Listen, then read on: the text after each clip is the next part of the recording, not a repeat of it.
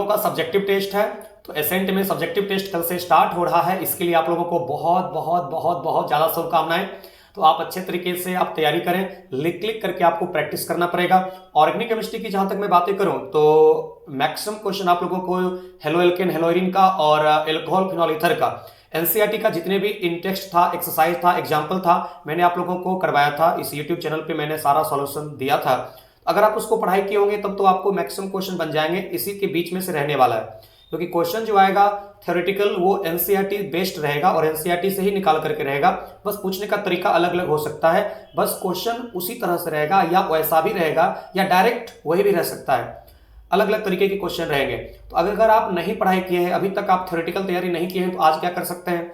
तो आज आप लोगों को ऐसा करना है, जो आप पहले पढ़ चुके हैं उनके लिए भी बोल रहा हूं और जो नहीं पढ़े हैं उनके लिए भी बोल रहा हूं कि आज आप लोगों को ऐसा करना है कि जितने भी नेम रिएक्शन है खास करके उसको लिख करके प्रैक्टिस करना है। जैसे कि कॉल्बेज रिएक्शन हो गया, रिमेटेम रिएक्शन हो गया, विलियमसन्स ईथर सिंथेसिस हो गया, उर्ज रिएक्शन हो गया, उर्ज फिटिक रिएक्शन हो गया, फिटिक रिएक्शन हो गया, सेंटमेन रिएक्शन हो गया, गेटरमैन रिएक्शन हो गया, जितने भी इस तरीके का रिएक्शन है, या फिर ल्यूकास टेस्ट हो गया, या फिर एल्कोहल का ऑक्सीडेशन कॉपर मेटल के साथ हो गया, या फिर आप यहाँ पे ले सकते हो फिनॉल का रिएक्शन आपको ले सकते हो। इसमें bromine in the presence of water हो गया, नॉन पोलर सॉल्वेंट हो गया, nitration with dilute nitric acid हो गया, कॉन्सेंट्रेटेड नाइट्रिक एसिड हो गया। जितने भी यहाँ पे इस तरह का रिएक्शन है उसको लिख के प्रैक्टिस करिए। आज का दिन जो है आपको लिख के प्रैक्टिस करने का है, क्योंकि आपको रिएक्शन आएगा लेकिन आप लिख नहीं पाओगे तो कैसे आप बताओगे कि यहाँ पे क्या रिएक्शन होता है, किसके साथ होता है, क्या प्रोडक्ट बनता है? तो उसको लिखना पड़ेगा ना। तो आपको थ्योरेटिकल जो क्वेश्चन कल आ रहा है, थ्योरेटिकल आप लोगों को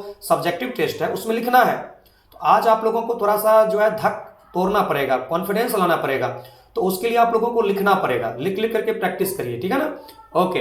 और उसके बाद जो पॉलीमर्स से भी आ रहा है, तो पॉलीमर्स वगैरह में आएगा कि नाइलॉन 66 जैसे है तो उसका मोनोमर्स क्या होता है, उसका रिएक्शन दिखाइए कि किस तरीके से बनता है। तो मैंने आप लोगों को रिवीजन करवाया था यहाँ पे भी, ऑफलाइन क्लास में भी आप लोग उसको लिखने का प्रैक्टिस करेंगे। बायोडिग्रेडेबल पॉलीमर्स कौन कौन सा है उसको आप लिखिए। तो लिखने के लिए आएगा जैसे कि पीएचबीबी का पूरा नाम जो आप लोग पढ़ते हो कि पॉली बीटा हाइड्रोक्सी ब्यूटारेट को बीटा हाइड्रोक्सी भेलरेट, तो आपको नाम लिखने के लिए आना चाहिए। अगर नाम लिखने नहीं आएगा तो कैसे आप बनाओगे?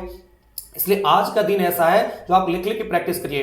कुछ यहाँ पे आपको कन्वर्जन आएगा, जैसे कि मान लीजिए कि आप लोगों को कह देगा कि इसमें इथेनॉल से हमको बनाना है ब्यूट 1 आइन बनाना है, या फिर इथाइन से हम लोग रिएक्शन को स्टार्ट कर रहे हैं और इथाइन यानी कि एसिटिलीन से रिएक्शन को स्टार्ट करना है, एसिटल्डिहाइड बनाना है। या फिर मान लीजिए कि ऐसा कह रहा है कि एक आपको दिया हुआ है क्लोरोइथेन और उस क्लोरोइथेन से आप लोगों को बनाना है इथाइन बनाना है, तो कैसे बनाएंगे? ये सब इसको कन्वर्जन कहते हैं। तो कन्वर्जन से क्वेश्चन रहेगा, श्योर है रहेगा।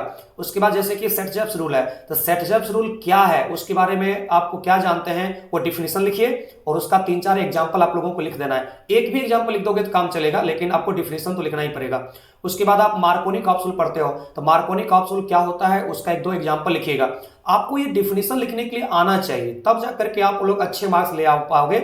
और ये बोर्ड एग्जाम से पहले जस्ट प्रैक्टिस है, रिहर्सल है। आप जैसा आप इसमें परफॉर्मेंस करोगे, जैसा आप इसमें लिखोगे, उसी तरीके का आप लोगों को परफॉर्मेंस वहां भी रहने वाला है। बोर्ड एग्जाम में उसी तरीके का मार्क्स आएगा।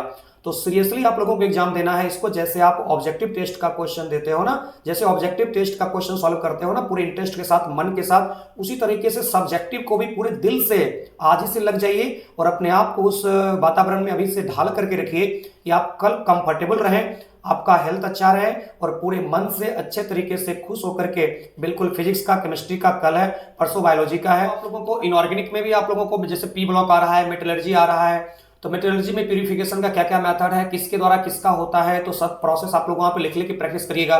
उसके बाद सल्फ्यूरिक एसिड हो गया, नाइट्रिक एसिड हो गया, उसके प्रिपरेशन का मेथड, उसका रिएक्शन आपको लिखना पड़ेगा। जब तक लिखोगे नहीं तब तक आपका क्वेश्चन वहां से बनेगा नहीं, क्योंकि ये सब्जेक्टिव है, ठीक है ना? बायोलॉजी हो गया, फिजिक्स हो गया, फिजिक्स में ज्यादातर न्यूमेरिकल रहेगा, ये तो नो डाउट, उसमें ज्यादातर न्यूमेरिकल रहेगा। थ्योरेटिकल पार्ट बहुत ही कम, लिखने वाला कुछ कुछ रहेगा। मैक्सिमम यहाँ पे आपको न्यूमेरिकल रहेंगे फिजिक्स वाले पार्ट से, लेकिन ऐसा नहीं, लिखने वाला भी कुछ कुछ पॉइंट रहेगा जो आप तैयारी करेंगे अपने क्लास नोट्स से। तो सर लोग आप लोगों को जो बताए होंगे डिफिनेशन वगैरह, जो डेरिवेशन दिए होंगे, तो आप उसको अच्छे तरीके से लिख के प्रैक्टिस करिए, अभी से ही लग जाइए। और अगर आप अभी से बैठ करके प्रैक्टिस करेंगे तो आप अच्छा खासा लिख लीजिएगा। फर्स्ट टेस्ट में बहुत ज़्यादा अगर अच्छा नहीं भी जाता है तो घबराने की जरूरत नहीं होती है। एक आइडिया मिल जाएगा कि किस तरीके का क्वेश्चन आएगा, उस तरह से आप नेक्स्ट टेस्ट में फिर से आप तैयारी कर पाते हो। ठीक है, तो आप सभी लोग, अक्सर बच्चे गलती करते हैं कि ऑब्जेक्टिव का टेस्ट तो देते हैं, सब्जेक्टिव में छोड़ देते हैं या फिर बहुत मन से नहीं देते हैं। सभी से मैं कहना चाहूंगा, जितने भी मेरे प्यारे स्टूडेंट हैं, सबसे मैं कहना चाहूंगा, आप जिस इंटरेस्ट के साथ, जितने मन के साथ आप ऑब्जेक्टिव टेस्ट देते हो, उतने ही मन के साथ, पूरे जुनून के साथ, पूरे श्रद्धा के साथ, बिल्कुल अच्छे तरीके से आप लोगों को देना है सब्जेक्टिव टेस्ट भी।